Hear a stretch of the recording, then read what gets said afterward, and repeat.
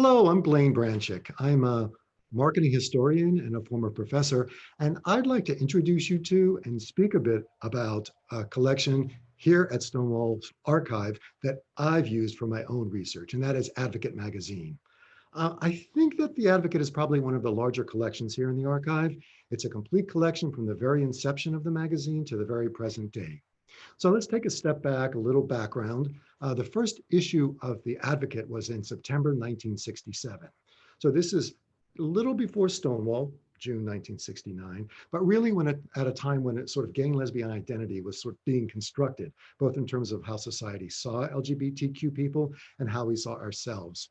It was also when the fight for gay and lesbian civil rights were moving from a sort of state approach of very important, but more state organizations like Mattachine Society and Daughters of Bilitis to much more sort of assertive, a much more assertive movement that really started in June 1969. Um, the Advocate started out as a Los Angeles-based newspaper, essentially a rag targeting gay men.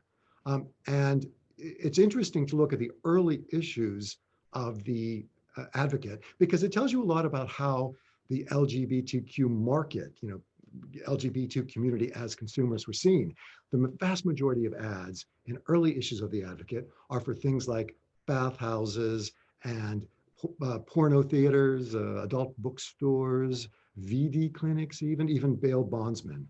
In fact, one of the early articles in the Advocate was about what to do in the event that you were arrested for having gay sex in a public place.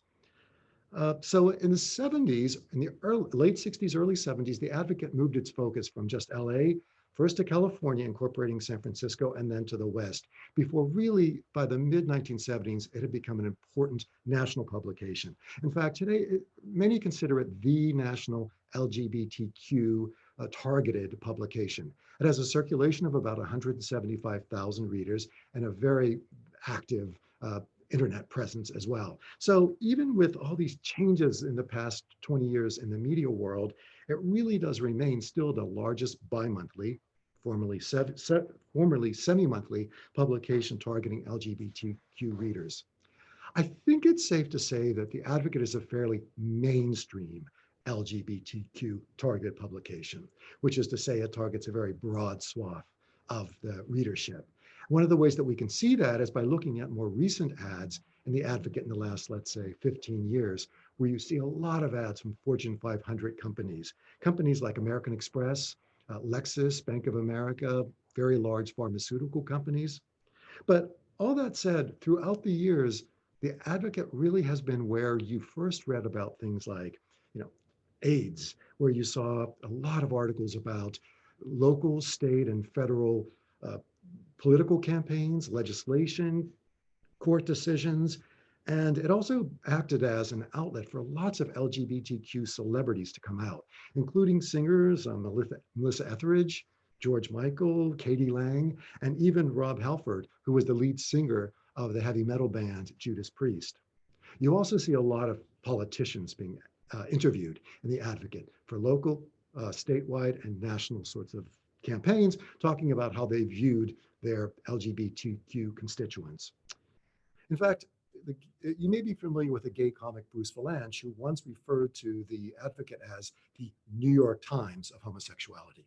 They're implying that it's fairly authoritative.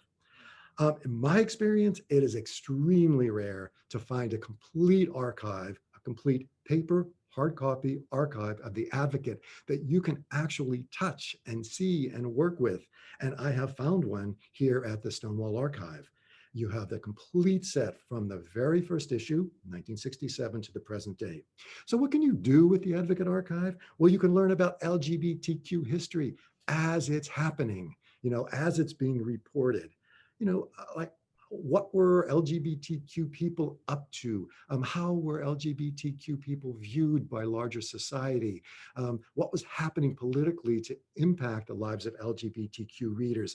Even learn about what products were being marketed to LGBTQ consumers.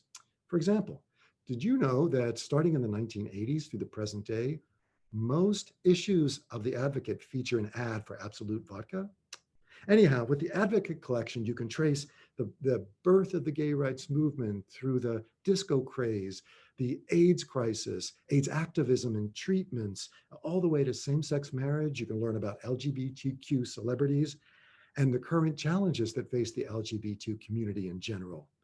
And you do this not through a contemporary filter. You see it as it's being reported, as it's happened. So I really encourage you, if you're at all interested, to arrange to visit the Stonewall Archive, either in person or virtually.